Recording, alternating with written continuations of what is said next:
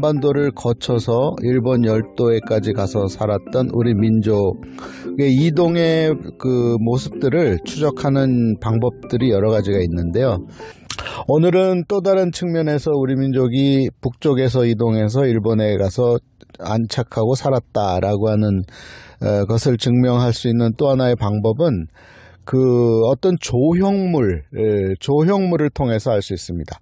지속적으로 나타나는 한반도 북쪽에서부터 시작해서 일본 열도 땅에서 발견되는 것, 그 중에 가장 우리 눈에 많이 띄는 것은 토리이, 일본 땅에서는 토리이라는 것이고, 반도와 대륙 땅에서는 그 발견되는 솥대라고 하는 겁니다. 솥대. 그 대륙 쪽에, 반도 쪽에 있었던 솥대가 바다를 건너서 일본의 그 신사 입구에 있는 토리이로 발전을 한 건데요. 유사한 것이 뭐가 있냐면 히모로기라는 게 있어요. 히모로기의 원형을 어디서 찾을 수 있냐면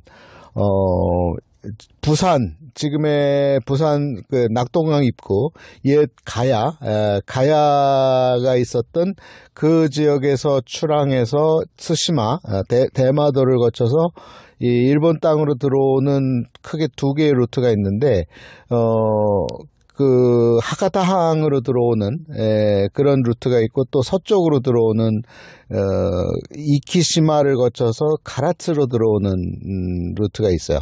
또는 더 동쪽으로 오는 방법도 있는데, 오키노시마라는 그 이키시마 오른쪽으로 부산에 더 가까운 오른쪽으로 이 오키노시마라는 게 있습니다. 이 오키시마는 일본의 문화유산이면서 유네스코 문화유산에 등재되어 있고요.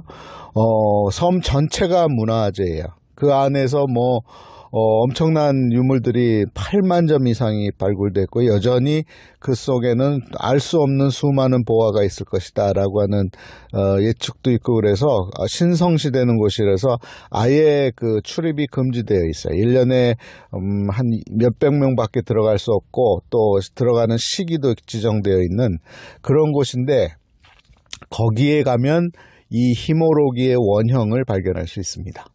히모로기라는 게 뭐냐면 하늘의 제사를 지내는 장소예요.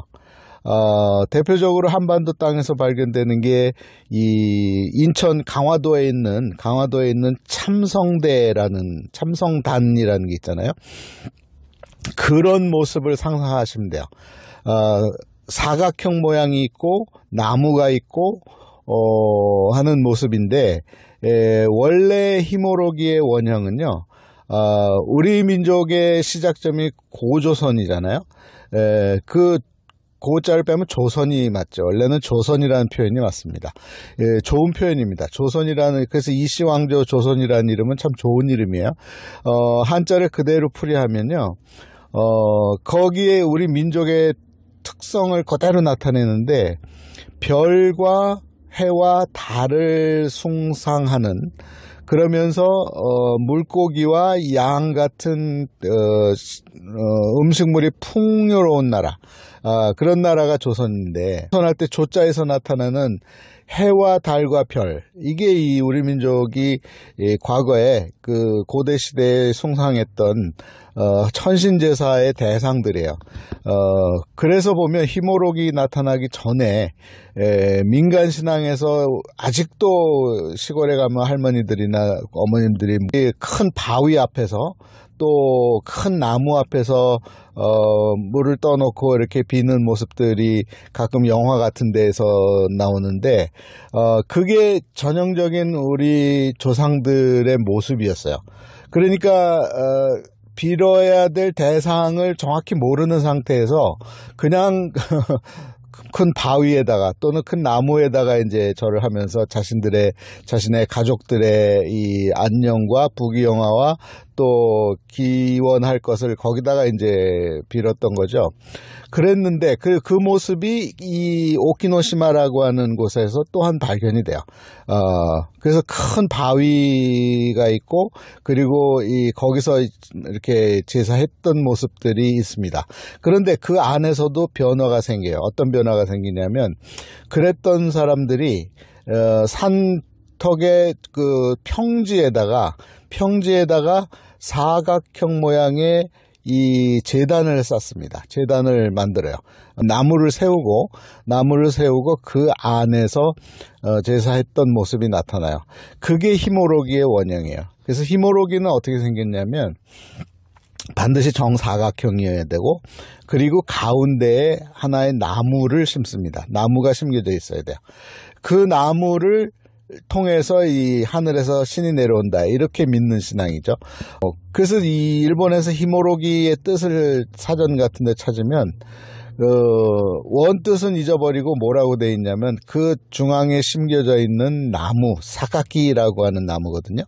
이 사카키는 한국 식물 이름으로는 와입니다. 빗죽이 나무. 이렇게 잎이 반짝반짝 빛나고 마치 왁스를 칠한 것처럼, 그리고 열매가 까만 조그만 동그란 열매가 맺히는데, 그 사카키 나무가 일본의 어디서나 발견이 돼요.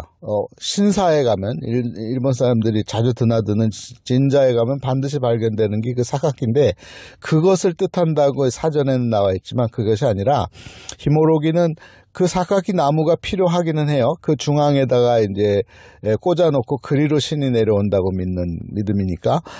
그렇지만 더 중요한 것은 그 장소입니다. 사각형의 제단, 그것을 히모로기라 그래요.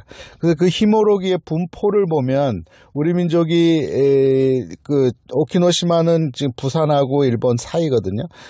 거기에서 거쳐서 이제 일본 열도 땅으로 들어왔다는 얘기가 되고, 그 일본 열도 땅에 수많은 그렇게 생긴 히모로기가 발견이 돼요. 정사각형 모양의 가운데 나무가 꽂혀 있는, 이거는 마치 서양에서는 뭐 같으냐면요,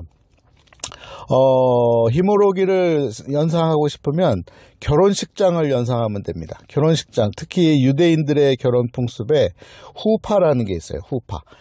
후파가 뭐냐면 이 결혼 서약식을 하는 그 장소인데, 오늘날 결혼식장에서 우리가 그것을 활용을 하죠. 유대인들이 했던 것처럼 사각형 모양의 이렇게 대를 세우고 그 주변에 꽃을 꽂고 이렇게 커튼을 한 다음에 그 안에서 이제 혼인 서약을 하고 거기서 뭐 이렇게 술잔을 나누고 예물을 교환하고 하는, 그게 이제 유대인들의 모습인데, 그게 일반 서양에서도 도입이 돼서 그러는데, 그 모습이에요. 그 히모로기라는 게. 그리고 이 서유럽 쪽에서는 카톨릭 세계에서는 그게 발다키노, 치보리움이라는 형태로 발전을 하게 되죠. 그런 형태가 남아 있습니다. 그러니까 서양에서 기독교 문화에서는 발다키노로 남아 있죠. 어쨌든 형태가 똑같아요. 정사각형 모양의, 그리고 그 가운데로 신이 들어온다. 그래서 기독교에서는 거기다 제단을 쌓는 거고, 제단을 세우고 거기서 이제 카톨릭에서는 예배를 집전하는 거고, 유대교에서는 거기서 결혼식을 하는 거고, 신이 축복한다, 이런 뜻이죠. 근데 일본에서는 히모로기는 똑같은 형태의 모습을 만들어 놓고 그 나무 가운데로 신이 내려온다. 그렇게 해서 그것을 이제 일반 가정집에서도 모형으로, 아주 조그맣게 모형으로 만들어 놔요. 신사에서는 신이 내려온다는 것을 손으로 들고 막 흔들어대죠. 우리 한국 풍습에서도 보면은 이 무녀가 이렇게 막 들고 뛰면서 꽃을 막 이 대나무나 솔나무를 막 흔들잖아요. 그게 이제 사카키인데, 일본에서는 그리로 신이 내려온다, 이런 그 생각을 갖고 있는 거죠. 그게 이제 히모로기의 전형적인 모습이에요. 사각형의 나무가 가운데 있는. 그래서 그게 어디에서 발견되느냐? 일본 전역에서 발견이 됩니다. 전국에서. 특히 많이 발견되는 곳이 우리 민족이 많이 거주했던 곳. 그래서 이제 우리 민족과 관련이 있다는 걸 알 수 있어요. 우리 민족이 이렇게 이동했구나. 큐슈 지역에서 발견되고요. 그다음에 혼슈로 넘어오면서 특히 이 오사카 나라 교토 지역, 특히 나라 지역에 가면 여러 군데서 발견돼요. 심지어는 더 북쪽으로 이동해서 지금의 도쿄 지역, 가마쿠라 쪽에 가면 거기도 그 히모로기에 큰 히모로기가 있어요. 그 이동을 보면서도 아하, 우리 민족이 바다를 건너올 때 목숨을 부지하기 위해서 하늘의 제사를 지냈고, 그래서 그 섬에서 제사를 지냈고, 바다 넘어와서 일본 땅에서도 제사를 지냈구나. 그래서 이 히모로기가 어떻게 발전하느냐? 오늘날의 일본의 신사, 진자라고 하는 형태로 발전을 합니다.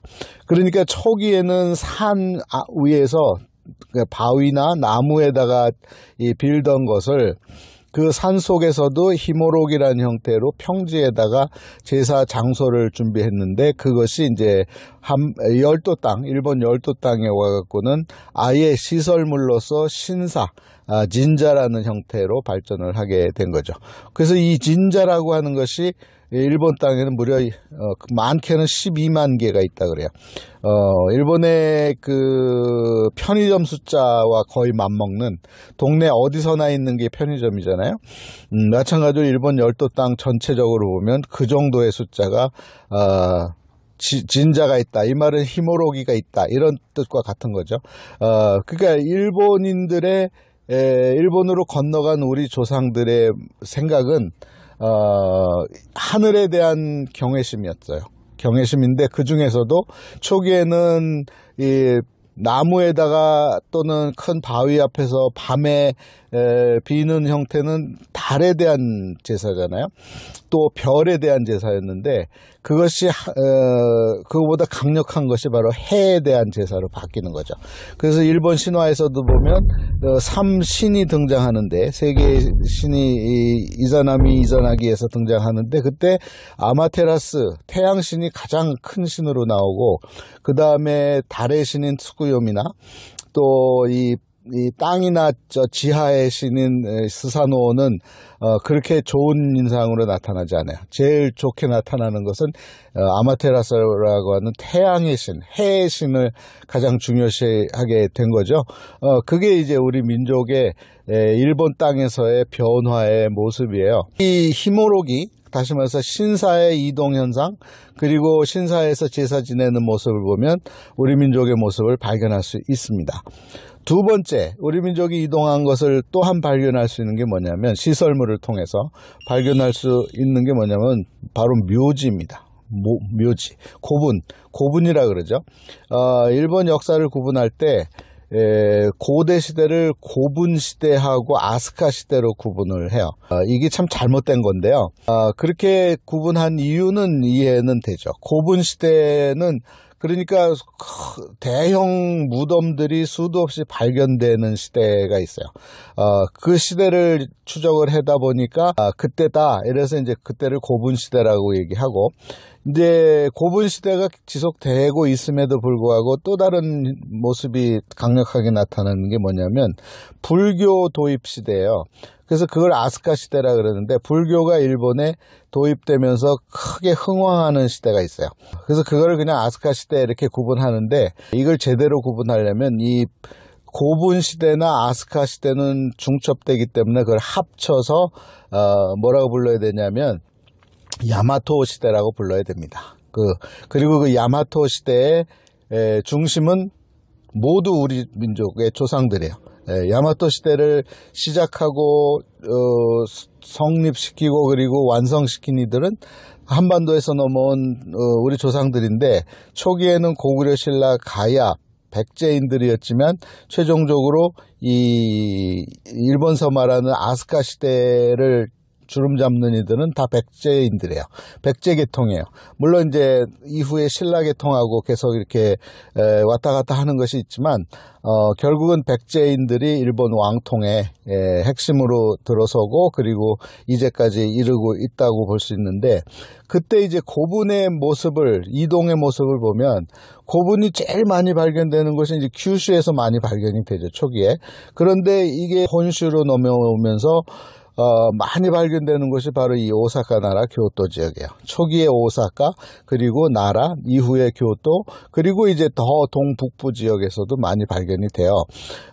그런데 그 중에서도 가장 주목하는 곳이 오사카와 나라인데, 특징이 하나 있습니다. 이 고분군 중에 가장 큰 고분은 지금 알려져 있는 거는 모즈 고분군이라 그래서 카카이시라고 이 공항에서, 간사이 공항에서 그다지 멀지 않은 곳에 있는데, 거기에 세계 최대 무덤이 하나 있어요. 그게 뭐라 하면 나이센 고분이라 그러는데, 인덕대왕릉이라고 칭하기도 하는데, 그러니까 백제인이죠. 이 나이센 고분이 세계에서 3대 고분 중에 하나로 규모가 큰 걸로 이제 알려져 있는데, 이 고분들의 위치를 이 하늘에서 이렇게 내려다보면 제일 많이 고분이 분포하는 곳은 산자락입니다. 산자락. 고분이라고 하는 것, 특히 대형 고분은 대부분이 지배자의, 통치자의 무덤일 가능성이 높죠. 권력자의 모습일 가능성이 높습니다. 그런데 유독 이 산자락에서 많이 발견되고, 또 오사카 지역은 오사카가 서오사카, 동오사카 이렇게 있어요. 초기의 시작점은 이 가와치라고 하는 곳인데, 거기서 이제 이 아스카 지역으로 들어오는, 지금의 나라 남쪽으로 들어오는 길이 있어요. 그걸 이제 다케노우치 가이도라 그러거든요. 이렇게 횡으로 이렇게 좀 마치 맨하탄 브로드웨이처럼 이렇게 비스듬히 내려오면서 아스카 남부 지역으로 도착하게 되는데, 오사카의 사카이에서 출발하면 그 길을 따라서 수많은 고분들이 있습니다. 그리고 최종 고분이 많이 분포하는 곳은 산 밑에요. 그거는 무엇을 얘기해 주는가? 고분의 의미는, 초기 고분은 권력자들이 자신의 힘을 자랑하기 위해서, 과시하기 위해서 대형 무덤을 짓게 되죠. 그래서 도로변에 많습니다. 현재 옛날 도로변에. 그래서 지금도 그 도로변을 그대로 쫓아가면 수많은 고분을 발견할 수 있어요. 그리고 이 산자락에서 많이 발견되는데, 산 밑에. 그래서 이 백제인인가 아닌가, 또 한반도에서 넘어온 왕통인가 아닌가, 이 무덤에서 발견할 수 있는 게, 단어로는 야마라는 단어, 그래서 야마토 정권이라는 게 야마토의 산 사람 이렇게 볼 수도 있는 거죠. 그 나중에 이제 그 아테지가 돼갖고 대화라고 이제 한자는 바꿨지만, 그거는 이제 전혀 읽을 수 없는 한자를 갖다 붙인 거예요. 대화를 야마토로 읽는 방법은 없습니다. 그대로 읽으려면 산 사람, 야마토라고 쓰는 것이 맞을 수 있어요. 또는 야마아토, 산의 흔적, 이렇게 읽는 방법이 있을 수 있죠. 어쨌든 산자락에 보면은, 근데 그 산자락은 동쪽으로 향하는 산이에요. 그러니까 동쪽으로 향하는 산에 무덤을 세웠는데, 그러면 그 무덤 주인은 자신은 어디를 바라보고 있냐면 서쪽을 바라보고 있죠. 다시 말해서 한반도를 바라보고 있는 거예요. 그 주요 무덤들은 산자락에 있는데, 그들은 한결같이 자신의 조상들의 땅인 한반도를 바라다보고 있습니다. 헤이안 시대까지 지어진 신사들은 대부분 서쪽으로 문이 나 있습니다. 서쪽에 출입문이 있어요. 그리고 그리로 실제로 아침 저녁으로 많이 출입을 하는데, 그게 왜 서쪽으로 나 있냐면 그 한반도를 향하고 있기 때문이에요. 조상들의 땅을 바라보고 있는 거죠. 무덤을 통해서도 바라보고 있고, 그들이 제사 지내는 제사 터를 통해서도 한반도를 바라다보고 있는 것을 발견할 수 있어요. 이 한자어 중에 야마토 나온 길에 이 한자어를 통해서 이 사람들이 백제인인가 왕족인가 아닌가를 발견할 수 있는 몇 가지 특정된 문자 한자가 있어요. 그 중에 오늘 사카라는 표현을 알려드렸는데, 사카가 뭐냐면 오사카 할 때 사카하고 발음은 같은데, 원래 사카란 말은 언덕이란 뜻이에요. 산으로 올라가는 언덕. 그런데 특이하게도 그 스다 하치만구의 그 동경, 화상경에 보면 그 화상경을 선물 받는 사람의 이름이 남제왕이고, 그는 오시사카궁에 있었다, 이렇게 나오거든요. 오시사카, 그러니까 사카는 사카인데 오시사카라고 해서 오시라는 표현을 씁니다. 오시가 밀다라는 뜻이에요. 밀다. 근데 이 오시사카궁은 어디에 있냐면 지금 이 나라에 가면 사쿠라이시 남쪽에 언덕 자락에 있습니다. 산자락에 있는데 그곳을 이제 오시사카궁이라 그랬어요. 오시사카 지금도 그 지명이 그대로 있는데 재미있게도 오시사카에 반대되는 말은 오시미입니다. 오시미 미가 이제 바다 해자를 쓰거든요. 오시미는 어디에 있냐면 정반대 방향 또 산이 있어요. 서쪽 산이 있는데 그 가츠라기 산 또는 그 밑에는 공고산, 금강산이라고 하는데 그 밑자락에 있었던 지명을 오시미라 그래요. 밀어낸다, 이거 물을 밀어낸다. 그 얘기는 무슨 얘기냐면 현재 나라 분지는 과거에는 거기는 늪지대였다는 뜻이에요. 늪지대가 시간이 지나면서 개간이 되고 해서 평지가 되어서 지금 아스카나 그 위쪽이 이제 넓은 평원이 형성이 되어서 그걸 분지라고 얘기하지만 아주 옛날에는 거기는 늪지대일 가능성이 높아요. 그래서 오시사카 언덕 쪽으로 민다, 오시미 물 쪽으로 민다, 이렇게 이제 표현을 할 수 있는데 재미있는 것은 이 오시사카와 오시미가 이 신분의 구분이기도 해요. 이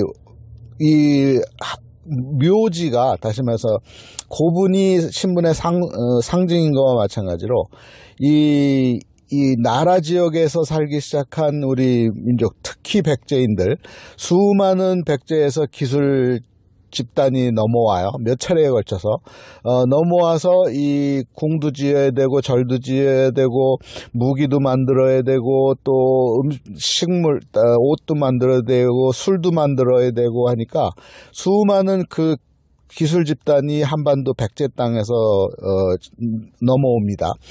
지원을 받은 거죠. 넘어와서 그러니까 열도 백제의 그 야마토 정권이 튼튼히 세워지는데 그 역할을 하게 되는데 그 기술자 집단은 다시 말해서 서민 집단이죠. 서민 집단은 어디에 살았느냐? 서쪽에 삽니다. 오시미 지역에 살고요. 오시미와 그 밑에 쪽에 살아요. 그러니까 다시 말해서 지금의 나라 서쪽 남쪽에 사는 거죠. 그리고 이 왕족 집단은 동쪽 산자락에 살아요. 그게 지금의 사쿠라이시 그리고 이 오시사카라고 하는, 그래서 거기에 이제 이소노가미 신궁이 있고 그다음에 오미와 신사가 있고 한 삼륜산이 있고 하는 이유가 이 동쪽 산자락은 왕족들의, 그래서 거기에 왕들의 무덤이 있는 거예요. 그리고 서쪽 산자락에는 평민의 기술자 집단 그리고 평민이 살았던 지역, 중간에 가운데가 이제 아스카 왕궁이 형성이 되는데 거기에 호족 집단이 살았던 거죠. 그 대표 호족이 바로 소가시예요. 소가시, 가츠라기시, 뭐 수도 없어요. 고세, 또 뭐 해구리, 여러 호족 집단이 사는데 그들은 중앙에서 서쪽 또는 남쪽에서 살았고 왕들은 오른쪽 산자락에 살았다. 그래서 이 스다하치만구에 나오는 그 인물화성경에서 이 남제왕이 오시사카궁에 있었다, 이 말은 그들은 백제의 후손이었는데, 백제 왕족의 후손이었는데 왕족들이 모여 살았던 이 산자락에 있었을 때에 이 스다하치만구에 그 이 동경을 보낸다, 이런 뜻이거든요. 그것을 갖고도 알 수 있는 거죠. 그러니까 오늘 두 가지인데 민족의 이동의 모습들을, 흔적을 찾는 또 다른 방법 두 가지는, 하나는 고분, 묘지. 이 묘지는 언제, 그러면 고분군은 언제 끝나느냐? 600년대 말이 되면은 완전히 없어집니다. 600년대 말에 무슨 칙령이 내려지냐면 이 백제지우기 운동을 시작했던 이 천무천황, 친신라계로 돌아섰던 천무천황의 부인인 지또 텐노 때부터는, 지또 왕 때부터는 화장제도가 들어와요. 그러니까 매장제도가 없어지는 거예요. 화장제도가 들어오면서 이 고분시대는 이제 완전히 끝나는 거죠. 어쨌든 그 이전에 있었던 고분들의 분포를 보면 우리 민족의 이동의 모습들을 그대로 지도로 그려낼 수가 있어요. 그리고 아까 얘기한 대로 히모로기, 제사를 지냈던 장소, 초기에는 그냥 아무것도 없이 평지에서 만들었던 히모로기가 서서히 열도로 들어오면서 이 신사라고 하는 형태의 제사 지내는 장소로 바뀌는데, 그 신사들의 이동, 대형 신사들, 특히 하치만구라고 하는 거, 그리고 텐만구라고 하는 거, 그리고 이 스미요시 진자라고 하는 거, 이런 큰 신사들의 이동의 모습을 보면 우리 민족이 이렇게 이동을 해왔구나라는 것을 알 수 있는 거죠. 그래서 오늘은 조형물을 통해서 우리 민족의 이동을 알 수 있다라는 말을 전해드리고 싶습니다.